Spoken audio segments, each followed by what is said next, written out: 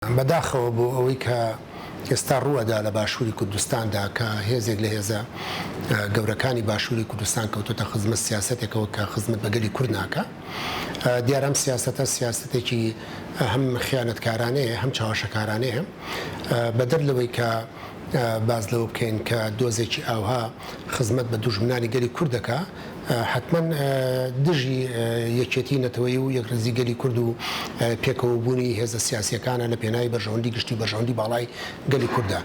بۆیە من پێم وایە ئەمە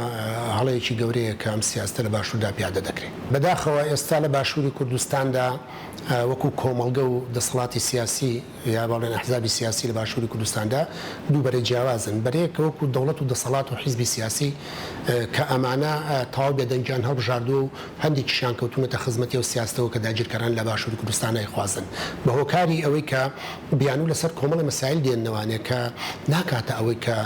بکەویتە پێش دوژمنەکەت لە پێناوی داگیرکردنی باشووردا لە پێناو داگیرکردنی خاک و نیشتیمان و سووتاندی سەرۆت و سامانی ئەم وڵاتەدا و دوجاریش بە زەرێک و زیانێکی زۆر بۆ گەل و بۆ نەتەوە دەمێنێتەوانێ ئەمە لەلای ترەوانێ ئەمە ئەحزابی سیاسی لە باشووری کوردستانە زۆربەی هەڵوێستن بەڕاستی جێی نیگەرانیە گەشتونەتە قەناعەتێک کە ئەمانە ناتوانن خزمەت بەگەلی خۆیان بکەن یەکڕزی پارێزن ڕوو بەرەنگاری بەرامبەر بە داگیرکاری بکەنەوانێ لەبەرەوە هەموو کەوتونەتە خزمەتەوە سیاستەوە کە لە پاڵیدا خۆیان پارێزن ژیانی خۆیان درێژە پێ بدەن کە ئەمە ژیانێکی کورت و چۆرانە و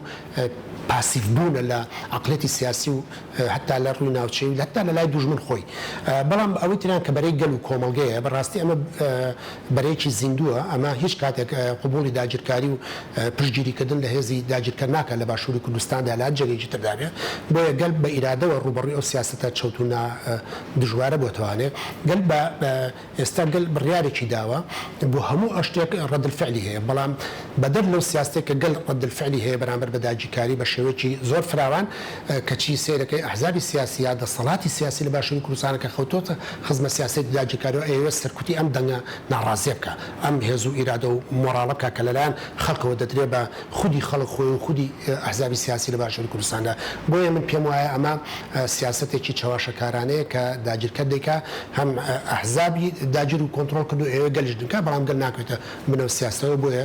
گەل هەمیشە دژی ئەو سیاسەتی داگیرکاری و دوژمنکاریانەیە کە ئێستا دروست دەبێت